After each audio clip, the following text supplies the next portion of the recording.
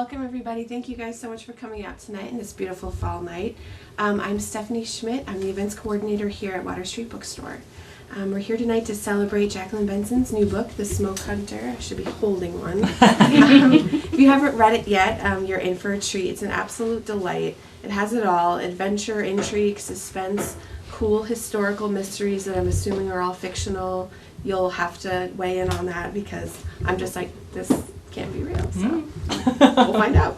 And of course some super steamy romance, although honestly it's late 1800s romance, so it's PG, right? This is her first book, though. She's written 2 plays which have been produced at the Players' Ring in Portsmouth. She's also an accomplished academic, having studied English, philosophy, and anthropology, and having written her thesis on paranormal investigators. So overall, interesting person.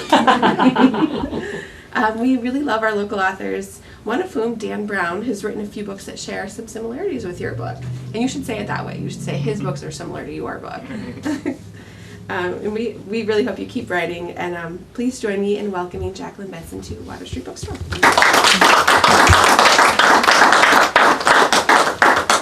So don't judge Dan Brown too harshly for ripping me off. Writers have to share inspiration. It's what we do. It's a long-standing tradition. So many of you here tonight actually will remember the days of my youth and how I have always had a fascination with history and archaeology and mythology, and really kind of wanted to go into archaeology as a field when I was younger, mostly because I watched too much Indiana Jones and thought that's what archaeology was really like. You know, you got to travel to exotic places and dig up ancient, mysterious treasures and fight the forces of evil. And I thought that sounded like a really great job. Then I learned that that's not actually what you do when you're an archaeologist. You spend a lot more time in the mud sorting through pot shards and chips of flint, which is fascinating, don't get me wrong, but that wasn't really what was drawing me to the field. What I realized was that what I loved about this was a certain type of story, which is adventure, good old-fashioned adventure stories. And since living an actual adventure story is a little more of an uncertain thing to do, it involves not being able to just wear your slippers and drink tea all day, which is what I really like to do. I decided I would write stories about adventure, and then I get the best of both worlds. I can stay in my pajamas in my cozy house and pretend that I'm living all of these exciting, dramatic events that in real life might just make me really wish I could have a bath.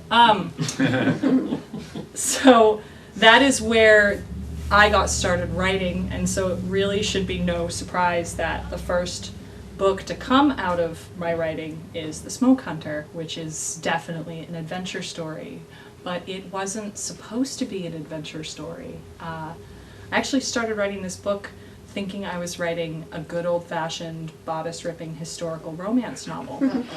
I love bodice-ripping historical romance novels. I think they're fantastic, and I had a bit of a commitment problem with my writing where I kept starting books and then getting to about chapter 4 or 5 and then abandoning them because I decided they were terrible and there must be something greater that I could be working on. And that's a really hard way to get published because you have to finish the book before they really want to look at it.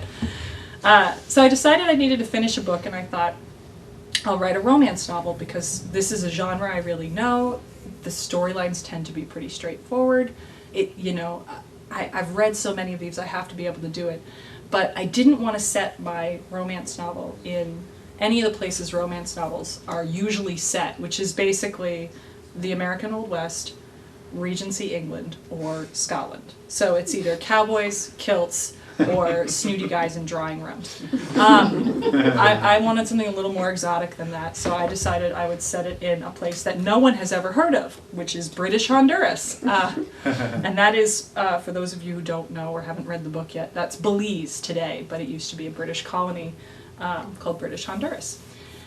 And the problem with setting your historical romance novel in a remote Central American colony that is mostly uncharted and then trying to work in some of your favorite things like Mayan and Aztec folklore and mythology and archaeology, is that your romance novel doesn't really look much like a romance novel anymore by the time you're done with it. You look down and realize that you've written an adventure story instead. So the old childhood love that got me started on writing in the first place is throbbing passionately through my veins, and is going to find its way out of my work even when I don't intend it to, and that is where the Smoke Hunter came from, which is not a bad thing. At the end of the day, I'm not going to complain that I wrote an adventure story instead of a romance novel, but it does create certain challenges, and it created some challenges with getting the book published, for example. Publishers like books that fit into categories, that have other authors that are similar. And The Smoke Hunter reminds people of a lot of things, but it's not really like anything else that's on the shelves right now. So editors read it and they said, "This is great, I love this." And then the marketing department read it and went, "You've got to be kidding me. What are we supposed to do with this?"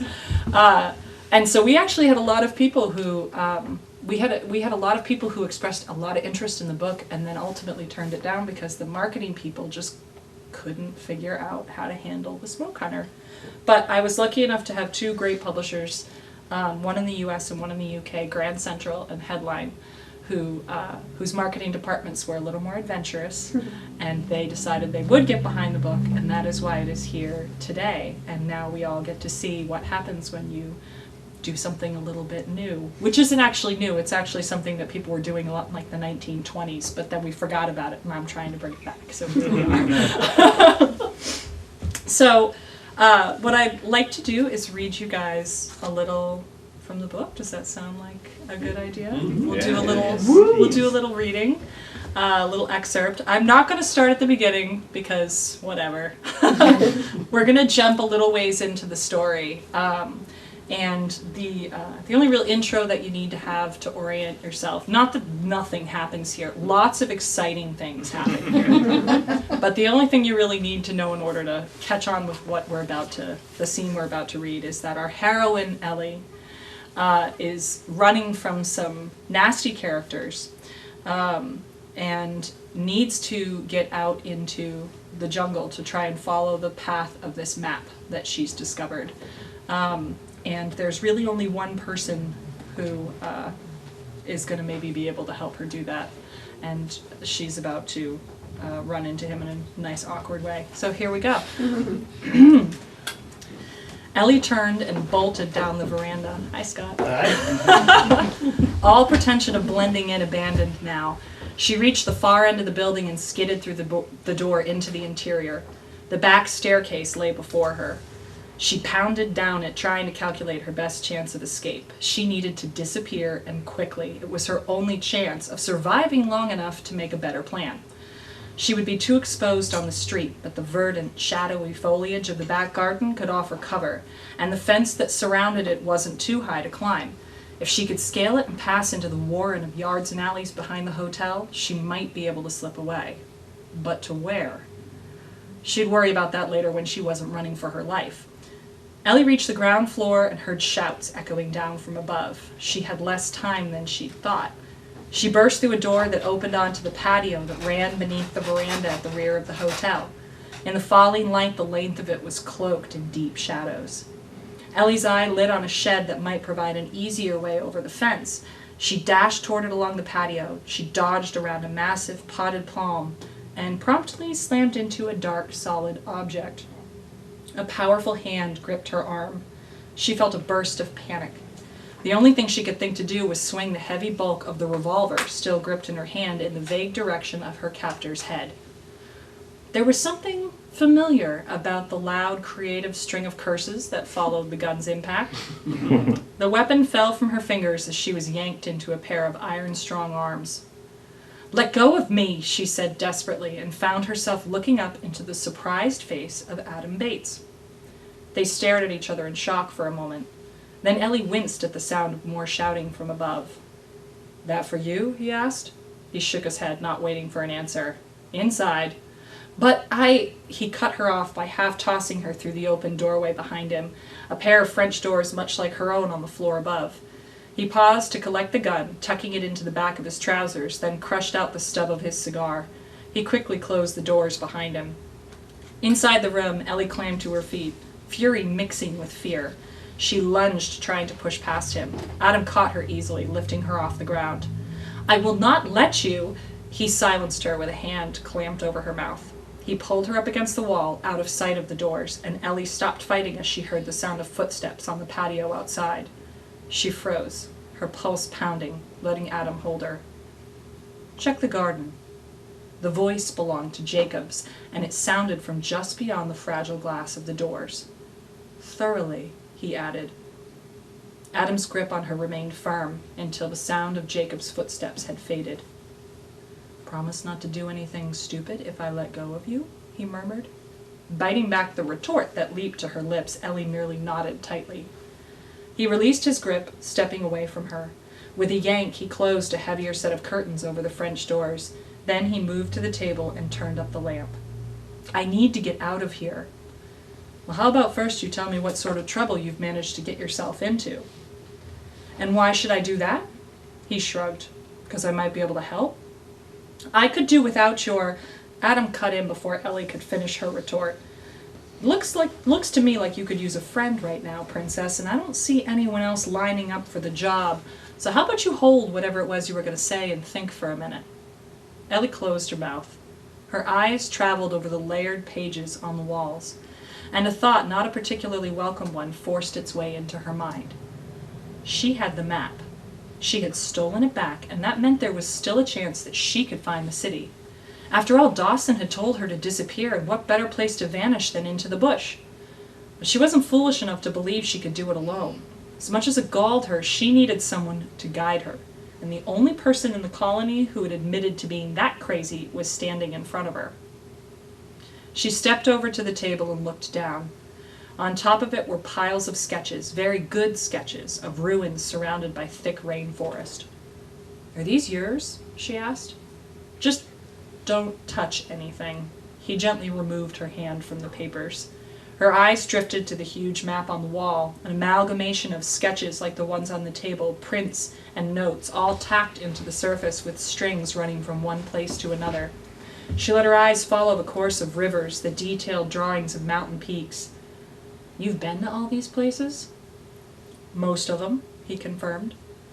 She turned to him, steeling herself. He raised an eyebrow. "Do you even realize it when you're glaring like that?" "You once told me you were the only guide in this city who would take a woman into the bush. Did you mean that?" He regarded her evenly. "Depends on the woman and what she's after." She could feel how precariously the situation was balanced. However little she liked the form it happened to be taking, Ellie knew that this was her chance, possibly her only chance. But if she was going to convince him, she needed to make an impression, and she knew of only one way to do it. She could feel the medallion's cool weight against her chest. Steeling herself, she slipped the ribbon over her head and pulled off the dark circle of stone. She handed it to Adam. He stared at it, then carried it over to the lamp and turned up the flame. He sat down and looked at the piece in the light. She leaned over his shoulder, looking down at the dark, fierce figure carved into its surface. "So is it Mayan? Or Aztec?" He shook his head slowly. "Beats me. Sure doesn't look like any Mayan or Aztec artifact I've ever seen. But it sure as hell doesn't look like a forgery either. Where did you get this?" "Call it a family heirloom," she said quickly, hiding her uneasiness. "And there's more." Adam raised his eyebrow, waiting. "There's a map." "A map," he echoed flatly. "It claims to show the location of a city hidden in the mountains." "Of course it does." Sarcasm? That was hardly the reaction she'd been expecting. Ellie felt her temper start to flare. "What's that supposed to mean?" He leaned back in his chair. "Look, Princess, this is a hell of an intriguing trinket you've got here, but I've heard this story 100 times. You can pretty much bet the farm this thing is either a hoax or somebody else, probably the guy who drew your map, has had plenty of time to get to those ruins and clean out whatever treasure you think you were going to find." "I'm not looking for treasure, and they weren't ruins." "What do you mean they weren't ruins?" The city was inhabited, well, maybe by a few squatters, by a kingdom, a flourishing one, in 1632. Adam crossed his arms. So this is supposed to be a map to an Aztec city? The location it points to is nowhere near Aztec territory. Well, the Aztecs were the only Central American civilization with inhabited cities in the 17th century. Ellie walked over to the map on the wall. It was a beautiful piece of work, showing everything from rivers and villages to the terrain itself. There were plenty of ruins marked there as well, more, she realized, than she had seen in the atlas at the British Library. The location is deep in traditional Mayan territory. It's nowhere near Aztec lands, she said. There were no Mayan kingdoms in 1632. None that anybody knew about, she countered evenly. But for all I know, it could be something else. The map just calls it a white city. Adam went still. The white city? This map of yours claims to show the location of the white city? Well, it could just be a descriptive term, Ellie offered, sensing the rise in Adam's tension. It's a blasted myth, is what it is. Another El Dorado. Cortez wasted a lot of money looking for it, and a lot of lives. He stood silent for a moment, and Ellie could practically hear the gears turning inside his head. She waited, afraid that anything she might say would push him the wrong way. Finally, he sighed. I have a feeling I'm going to regret this, but what the hell? Show it to me. She felt a flash of alarm. Show what to you? Your diary. What do you think? The map. Of course he would want to see it, but now that the moment had arrived, she found herself reluctant to hand it over. The reason came to her clearly. Give it to him, and he would hold all the cards. He was the expert, after all, the experienced surveyor with intimate knowledge of the territory and certainly more knowledge of Central American cultures than she could claim. Where would that leave her? She'd be so much extra weight. No, she thought. This was her adventure. The map and its secrets had fallen into her lap, and no one else's. She wasn't going to hand it over that easily, but she had to show him something. He was far from convinced, and whether she liked the idea or not, right now he was her only hope of getting where she so desperately wanted to go. The solution came to her quick, like a spark. She didn't pause to second-guess it, just pulled the map from her pocket, walked to the desk, and then stabbed the parchment with Adam's letter opener. What the hell are you doing? He protested as she yanked the blade down through the map. It cut cleanly, and she finished the job with a tear. She handed the bottom half to Bates, tucking the rest neatly back into her pocket. That should be enough to start with. To start with? What about the rest of it? The rest is my insurance policy, she replied coolly. Insurance against what? If I were out to steal it and feed you to the crocodiles, keeping it in your corset isn't going to stop me. We can skip the references to my corset, she said tightly. I wouldn't be offering to bring you in on this if I thought you were going to rob me. I trust you that far. What I don't trust is that once you have what you need, you won't treat me like a piece of baggage instead of a partner, or pack me off back to London out of some convenient sense of chivalry. So until we're well on our way, the rest of the route stays with me. They stared at each other across the room, the tension thick. Ellie suddenly realized that she was very afraid he might refuse, that he'd hand back the map and tell her to go to hell. She forced herself to meet his gaze without showing a hint of her unease. Where's this city of yours supposed to be? Approximately, he added, as her posture quickly turned offensive. She hesitated only a moment, then walked over to the map and laid her finger on a place in the Cayo district, a stretch of mountains labeled uncharted. Adam came beside her, gazing at the spot she indicated. She risked a glance at his face, trying to read his expression. It didn't look good. She felt her stomach sink. He turned to her, their closeness making him loom. She hadn't noticed how very large he was before. She also found herself noting that he smelled not unpleasantly of cigar and whiskey. It was a distracting detail. Let me make one thing perfectly clear. If I agree to help you with this insanity, which I haven't yet, I'm the one who calls the shots. I tell you duck, you duck. Run, you run. And not after you've asked me 30 damn questions or called me a chauvinistic good-for-nothing. Where you want us to go, there are a whole lot of things that could cut both of us down. It's dangerous. And whatever you think, until you've been out there, you can't pretend you know what you're doing. If I did, I wouldn't be offering to do this with you, she retorted. Seems to me I'm the one doing the offering, Princess. Is that a yes? She could see him hesitate. She fought against panic. If he refused... Look, this isn't the sort of thing I usually worry about, but under the circumstances... He ran his hand through his hair awkwardly, and Ellie felt her heart sink. This was it, the snag, the perfectly rational objection she wouldn't be able to talk her way around. You see, we go ahead with this, it's just going to be the two of us. I don't drag a team out for this kind of initial survey. There's no funding for it, and I don't like wasting people's time. We won't be bringing an expedition, which means you're going to be traveling alone with a strange man, possibly for weeks. Now, I've never been one to give much of a damn for my reputation, but I've also never been considered a debaucher of proper young ladies. I'm not sure that's a distinction I'd like to earn. Ellie stared at him in shock. This turn of the conversation had taken her completely by surprise, but it shouldn't have. That Ellie had come to British Honduras alone would raise an eyebrow or two, but women traveled to the Caribbean for health reasons often enough, and the Imperial Hotel was reputable. As for the rest of it, well, if she'd ended up securing one of the men that Smith had recommended her as a guide, she doubted anyone would have thought twice about it. Those were mostly native men, many in their 40s or 50s. In the eyes of society, there was quite a difference between them and a man like Adam Bates. One look at him would start tongues wagging viciously. But then again, those tongues were a very long way off. She caught herself. Was she really considering this an obstacle? Ellie Mallory, suffragette, modern woman, shying away from the opportunity of a lifetime because of an outdated, oppressive concern for her reputation? It was ludicrous. This was her chance, and she was going to take it, and to hell with the consequences.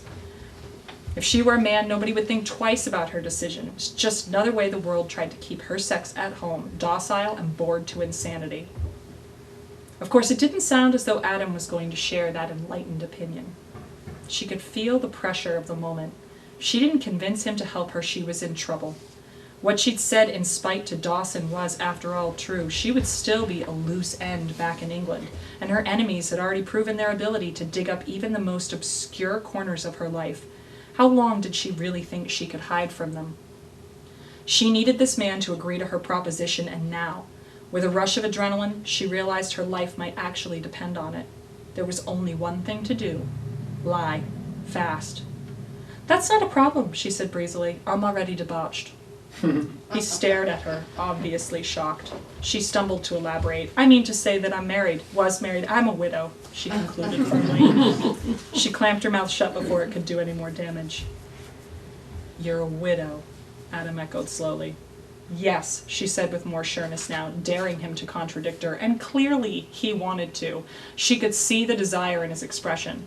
She lifted her head, meeting his gaze steadily. After all, what could he do? Cross-examine her for details about her departed husband? Accuse her outright of making it up?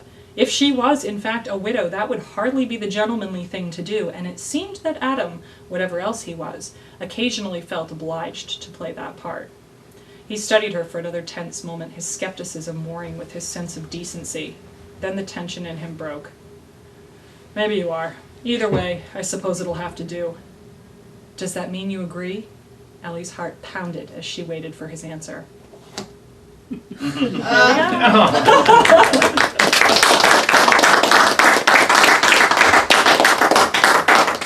So what do y'all want to talk about? Do you have any questions? Do you want to know which parts of the story were based on real myth and which weren't? Sure. Okay. There are parts of it that are genuine. The White City and El Dorado are just two names for rumors of inhabited, very wealthy, large, well-populated urban centers that you have spoken about all throughout Central and South America during the 17th and 18th century. And a lot of people did go looking for them, and a lot of people died. Sir Walter Raleigh lost his son, actually, searching for El Dorado. Just one of many explorers who thought they were going to make a name for themselves by going out there. My theory as to what that city might actually have been is fictional, but it is built on some very real and very strange coincidences that you see in both Mayan and Aztec folklore. Each of those cultures has origin myths, and there are some strong similarities right down to place names in those origin myths. which could be the result of cultural transmission, to pull out my anthropology speak here. These are cultures that existed in the same part of the world, though one of them predated the other. But it's kind of fun to imagine that maybe those similarities are there because there's a truth underlying both of them. And that's the idea that we play off of in the sort of historical, mythological part of this story. So. Can you talk a little bit about the research that you did to give you not just historical facts, but flavor, setting, so forth? Yeah, I have not been to British Honduras because it doesn't exist anymore. I haven't been to its modern incarnation of Belize either, but hey Dan, honeymoon, maybe. Sounds good. A related one. Sell more books. So in order to try to get a sense of what this place was like, I had to use the internet, a lot of the internet. I watched YouTube videos of people from Belize to try and get a sense of their language and culture, videos that like some of the Mayan culture and community there had put together. I looked at people's Flickr pages. People post their travel albums online, and just so you know, crazy writer stalkers like myself can see that and use it to try and create a richer sense of a place when we're trying to write a story.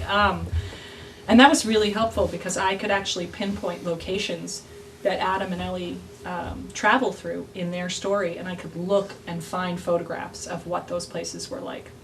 I went on Google Earth and I mapped their whole route on there with pins because I'm that kind of nerd. So I looked at the satellite shots, and that gave me a sense of at least what the landscape is like today in these places. So, yeah, I read people's blogs, people who'd done there's one scene in the book where they end up in a Mayan village, and people do homestays in Mayan villages, and some of them write blogs about it afterwards. And so then I read those blogs, and that gave me a sense of what daily life in these places is like. So that's the kind of stuff that, and then to get the historical context. I went and looked at, people have always rewrite blogs about traveling now. Back in the day, you wrote a book. You wrote a travel book, and people would publish this book because all the people back home in dreary England who couldn't travel to the Yucatan would read this instead of going on vacation because they didn't have JetBlue back then. So it was a pretty big deal to travel to someplace that far away. And these books are great. They give you all this detail about how you would get from one place to another, and just what things were like 100 years ago in these places. So there you go. Thank you. A lot of reading. But maybe someday I'll just go there when I need to write about a place. That would be pretty cool. Next book. Maybe the next book. That's a nice leading question. Yeah. Any sequels in mind for the distant future? Possibly. It's up in the air at the moment, so we have to sort of see what happens. But I left space for it, and I would like to tell more of Adam and Ellie's story if it looks like that's a possibility. I've got some really cool stuff planned for them if it works out. It'll be really fun.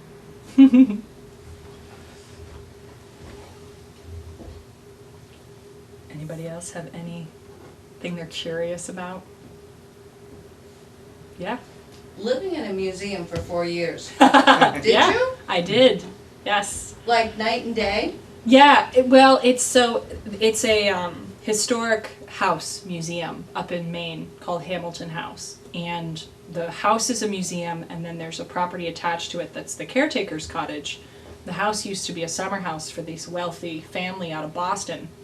And the winter caretakers lived in this cottage, and now it's a museum, and the caretakers still live in this cottage. So Dan and I lived there for about 4 years. Wow. We were in charge of keeping an eye on the place during the off season, walking through, keeping the squirrels at bay,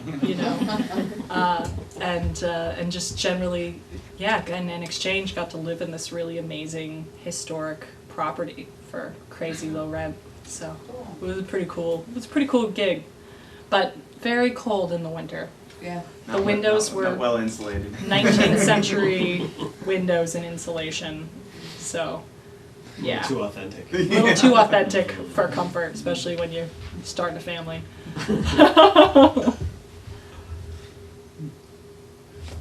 Yeah. Your writing process, like, Yeah. Could you describe like that discipline, or if was it must Yeah. have had to be discipline? It's, well, there's two answers to that question. The Yeah. process for writing The Smoke Hunter was that I just basically put a blindfold on and stumbled into walls repeatedly. Okay. Because I was trying to do what they call flying by the seat of your pants as a writing style, which is when you just sit down and start writing scenes and see where it takes you. And some writers do really well with that. I am way too type A. So I learned through writing this book that I am a plotter. I am an inveterate plotter. So the projects that I'm working on now, I have started out by doing extensive outlining.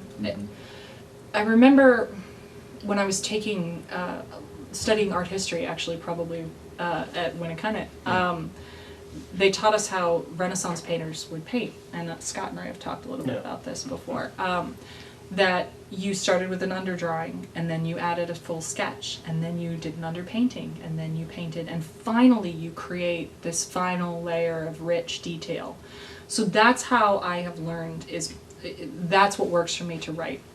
To start with a sketch, and then add layers of detail and layers of richness, so that what I'm doing last is putting the actual language into the story. But before I get there, I've built a skeleton of all the events that happen.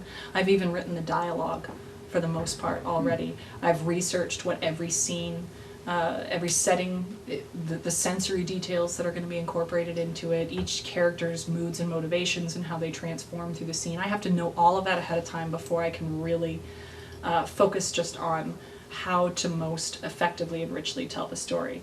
But that's just me. Other people, it's completely different. And what I've also learned, I believe that 99% of writer's block is something that happens when people don't know their own process. So you get stuck, it's because you're doing it the wrong way. It's not a lack of inspiration, it's a learning curve of technique. Since I've figured out my method, that I need to do it in layers like this, just tackling sort of one aspect of the story at a time, I don't get writer's block anymore. I used to get it all the time.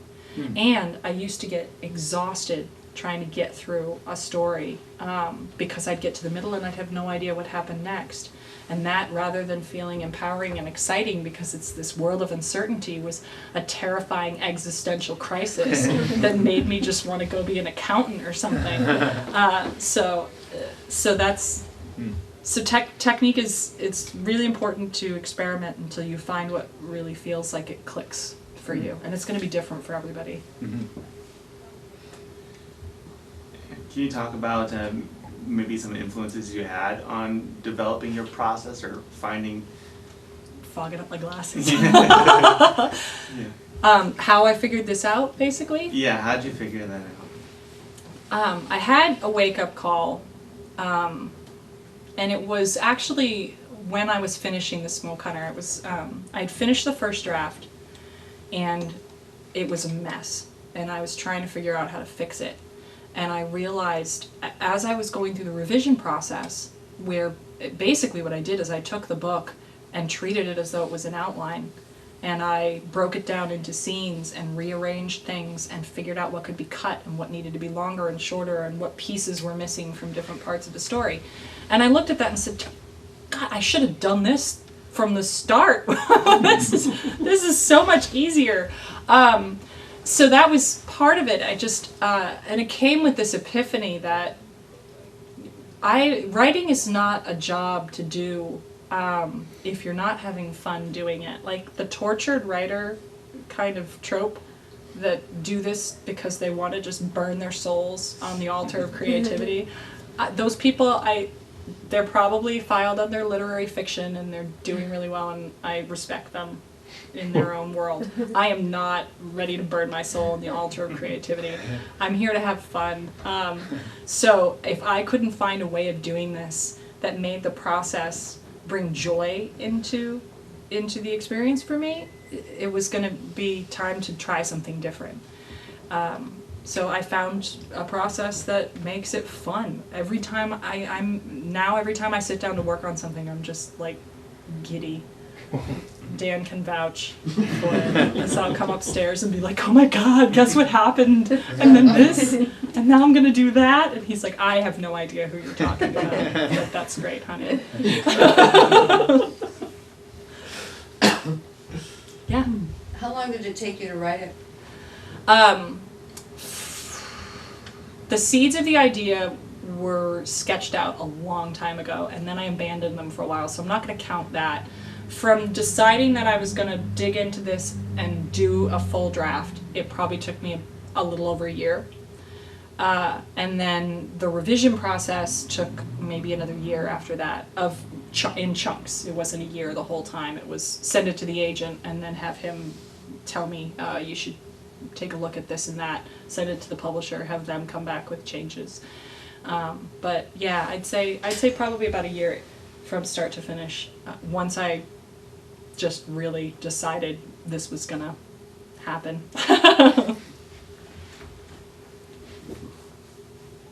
You talked about how, like, you would do it differently the next book that you write, and, you know, talking about the outline process, but also your life has changed a lot since you wrote this. You have 2 kids. I don't think you had either of them beforehand. Yeah. So would you, once you know what your next project is going to be, are you going to give yourself like a time frame? Okay, I have to do it by this, or are you just going to... Well, they give you a time frame. Right. They tell you if I continue to go with the conventional publisher, they'll give me a deadline, and you got to meet those deadlines, you know. So I have no problem with. I love deadlines. Deadlines are why I got all these plays done before I finished this novel, because there would be a submission date, and I knew I had to have it done in time for that. So maybe 2 weeks beforehand, Dan would be like, "Are you hungry, baby?" And I would be like, "Shut up! I need to do 5 more scenes," you know. Yeah, so that it won't. But I'll have to have a realistic sense of when I can deliver, and that'll be something I have to negotiate with the publisher.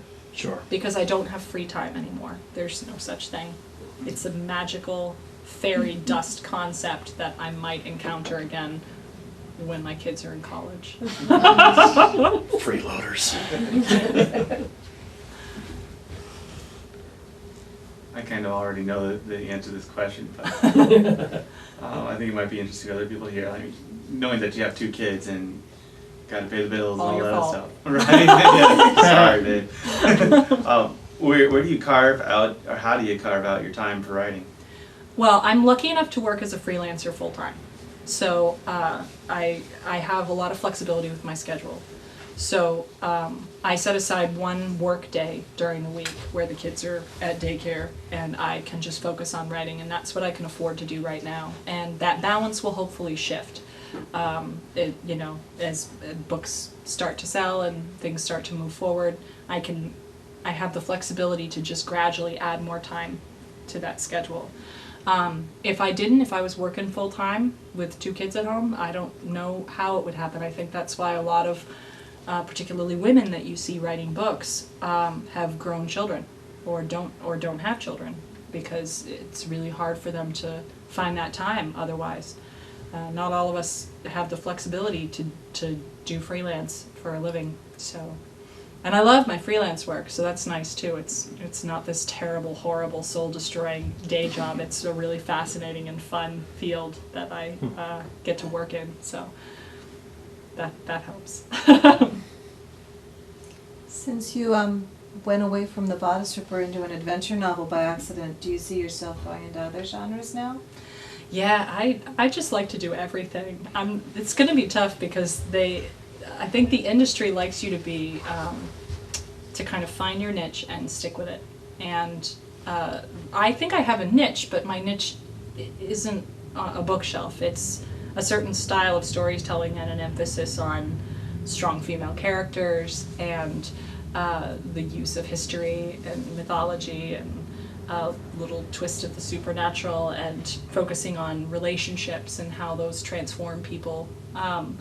So I have plans in my archive of outlines that could come out and play at some point. There's a historical murder mystery. I have an epic sort of magical realism book set in Baghdad in 800 AD that is going to get written at some point. There's more in this vein, more books along this vein, and I still would love to write that bodice ripper at some point, just for kicks. Could you see yourself even going into maybe children's literature at some point, given your inspiration at home? Maybe young adult, yeah. But it would be less about deliberately writing for young adult and more just if I think of a story that happens to have younger protagonists. I think the best young adult books that I've read recently have been a lot of it. It's easy to write down for children, and you don't need to. They're savvy. They're sharp readers, and they can take some intelligent, emotionally mature content. So if I was going to write for a young adult, I would hope that I would stick with that vein. Would probably be the same kind of stuff you're seeing, just with shorter people. So, question about humor, because you're funny. So, and it's such a good, entertaining part of any well-written story. It obviously came out in the excerpt you read. Mm-hmm. Is it something you look for, or is it something that just bubbles out? I think it depends upon the type of book you're reading, but it's appropriate in some stories and not in others. But the kind of stories that I like to write, I think, have an element of whimsy and shouldn't take themselves all too seriously. So I do like to put humor and wit into what I'm doing, which is a really unfunny way to talk about humor. But yeah, it is. It's delivered because it's, I love a book that will make me laugh out loud and then dive into the next page because I'm dying to find out what happens next. It's a nice combination when a story can hit both of those notes. Yeah. Do you have to maintain like a regimen of reading? Do you feel like there's an impetus to do that as a writer? I go through like waves. Yeah. I will go through 6 months where I will read voraciously, and then depending on what part of my writing process I'm in, I'll go I'll go dry, and I might watch like some smart TV or some movies or something, but it's like I almost have to detach myself from other fiction for a while because it would busy up my brain. Uh-huh. So there's different parts of the creative process where you need different fuel. Mm-hmm. But yeah, definitely at the right part in the process, that Mm-hmm. fuel is really important. Mm-hmm. And to read outside of just your genre too, to try and read really broadly so that you don't narrow your inspiration down, Mm-hmm. I try to read just about anything that pops up on my radar. Just give it a shot. Mm-hmm. So what's next in terms of the release, the launch, the tour, and so forth? Just hanging out, talking to people, and talking to you fine folk, and seeing what happens. Cool. I think to some extent, I will continue to advocate for the book. My publishers will be advocating for the book, but it's going to be up to readers to some extent. What happens to it? If people read it and they really have fun with it, then hopefully they share the word about that, and other people get excited and give it a shot. So, in the meantime, for me, I'm kind of trying to jump into what's next. I'm ready to start writing again, to really sink my teeth into another project, and I should know pretty soon what that project's going to be. The chips will fall in one direction or another. There will be another project. That's not the question. All right, well, thank you so much. That was great.